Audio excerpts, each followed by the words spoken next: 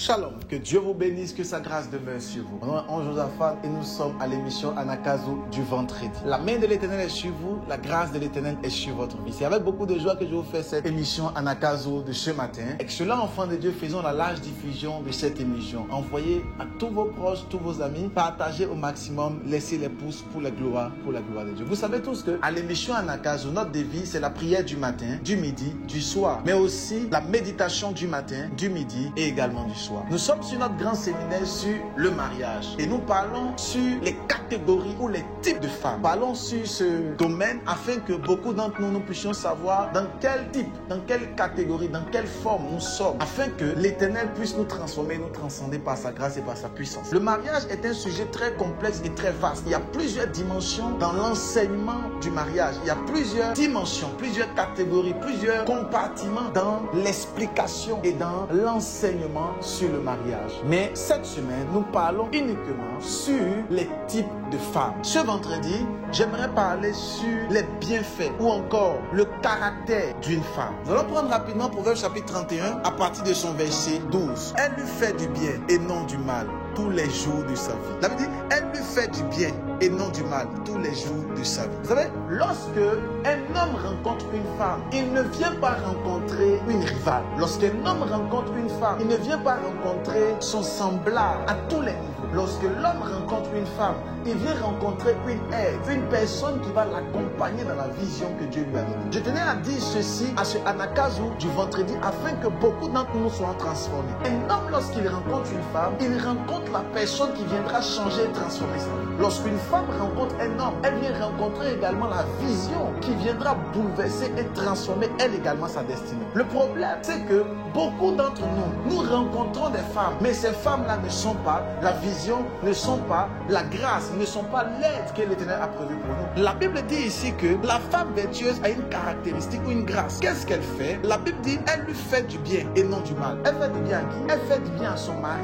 et non du mal. Lorsque tu es une femme et que tu fais du mal à ton époux ou tu fais du mal même à l'étape du fiançailles, ça sera compliqué que ce dernier puisse t'envoyer à la mairie. Parce que quelqu'un que tu as déjà fait du mal, comment il pourra faire pour t'envoyer à la mairie? Lorsque tu fais du mal à ton époux, c'est compliqué pour qu'il puisse rester avec toi ou même demeurer avec toi. J'aimerais prier pour la vie d'une dame qui m'entend et qui me suit. La Bible dit que la femme vertueuse fait du bien à son mari et non du mal. La Bible n'a pas dit si les chrétiens ou si les païens. La Bible ne parle pas ici de son comportement, mais la Bible dit simplement, elle lui fait du bien. Ça peut être un païen, ça peut être un mécréant, ça peut être quelqu'un qui ne connaît pas le Seigneur, ça peut être même un sorcier. Mais la Bible dit clairement, elle lui fait du bien et non du mal. Alors beaucoup de personnes et beaucoup de femmes arrivent à faire du mal à leur époux, à leur fiancé, sous prétexte que le fiancé se comporte mal. La Bible n'a pas dit que lorsque ton fiancé se comportera mal, il faut que tu lui fasses du mal. La Bible a dit, elle lui fait du bien et non du mal. Toi, en tant qu'une femme vertueuse ou une femme qui aspire au mariage ou qui aspire à tout ce qui est glorieux,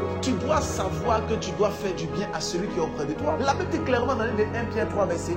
La Bible dit que sais-tu femme, si par ton attitude ou par ton comportement tu changeras le cœur de ton époux, par ton attitude, ce monsieur qui était bizarre pourrait être changé au travers de toi. Mais à cause de l'attitude et du comportement que tu peux adopter, ça fait en sorte que tu n'arrives pas à pouvoir garder un homme. Combien de femmes et combien d'hommes n'arrivent pas à garder une femme? Combien de femmes n'arrivent même pas à garder un homme? Pourquoi? Parce que simplement, elles ne savent pas le faire. Parce qu'elles ne savent pas faire des concessions. Elles ne savent pas garder sur elles-mêmes. Elles ne savent pas garder leur colère, garder leurs pulsions. Et demain, tu diras que ce sont les sorciers du quartier qui t'ont attaqué. Non, ce ne sont pas les démons qui t'ont attaqué. C'est le fait que tu n'arrives pas à faire du bien à ton époux et tu lui fais du mal. Quand tu fais du bien à quelqu'un, il ne peut pas bouger de là où il est. Qui peut bouger de là où il y a la gloire? Ce n'est juste pas possible. Mais qu'est-ce qui fait en sorte que ton fiancé finit par briser les liens que vous avez tissés? Qu'est-ce qui fait en sorte que ton fiancé est capable de briser les liens que vous avez tissés? C'est simplement parce que tu lui fais du mal au lieu de lui faire du bien. La Bible dit que la femme vertueuse, qu'est-ce qu'elle fait? Elle lui fait du bien et non du mal tous les jours de sa vie. J'aime l'expression tous les jours de sa vie. Pourquoi? La Bible nous dit tous les jours de sa vie. Parce que l'Esprit de Dieu aimerait mettre le point sur le fait que c'est quelque chose de continuel. Si toi, en tant qu'une femme, tu n'arrives pas à faire cela, tu n'es pas encore à l'étape de femme, tu es à l'étape de fille et de fillette. Si encore tu es encore dans les discutes par rapport à ces choses, tu n'es pas encore à l'étape de femme, tu es à l'étape de fillette. Et tu n'es pas encore prête pour entrer dans les liens sacrés du mariage. J'entends souvent des dames qui disent, moi je ne peux pas me plier pour un homme. J'entends des dames souvent dire, moi je ne peux pas supporter ce genre de choses. choses, moi je ne dis pas trop dans les mauvais rêves. Quand ces choses arrivent, moi je pars. Excellent enfant de Dieu, tu peux partir, mais sache automatiquement que tu n'es pas une femme, tu es une fillette ou une fille. Et les fillettes et les filles n'ont pas leur place dans la gloire. Attention. Voilà pourquoi Christ vient prendre son épouse. Un homme aussi vient prendre son épouse. Il ne vient pas prendre une fille ni une fillette. Attention. Excellent enfant de Dieu, il faut que nous puissions comprendre clairement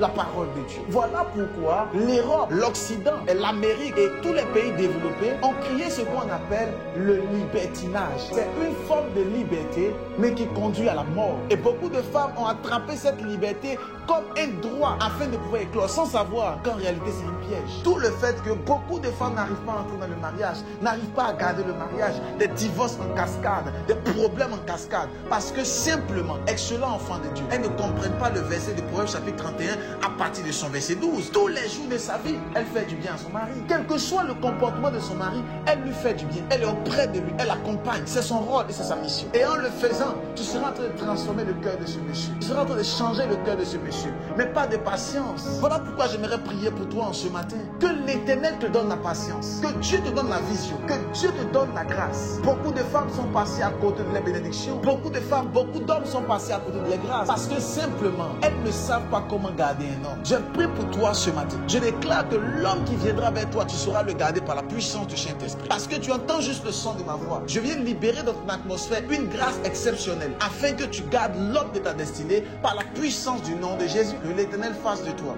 une source de grâce, mais aussi une source de bénédiction. Cela, enfant de Dieu, comprends clairement que tu dois faire du bien tous les jours de ta vie à l'homme avec qui tu es. Et quand tu as cette attitude, tu as ce niveau de sacrifice, l'Éternel peut envoyer vers toi l'homme qu'il a prévu. L'Éternel peut envoyer vers toi la grâce qu'il a prévue pour toi. Que cette grâce s'attache à ta vie par la puissance du Saint-Esprit. Et cela, enfant de Dieu, fais la large diffusion, partage au maximum, invite le maximum de personnes pour la gloire de Christ. Laisse les pouces et on se retrouve le samedi pour un temps de guérison et de miracle pour la gloire de l'Éternel. May God bless you et shalom.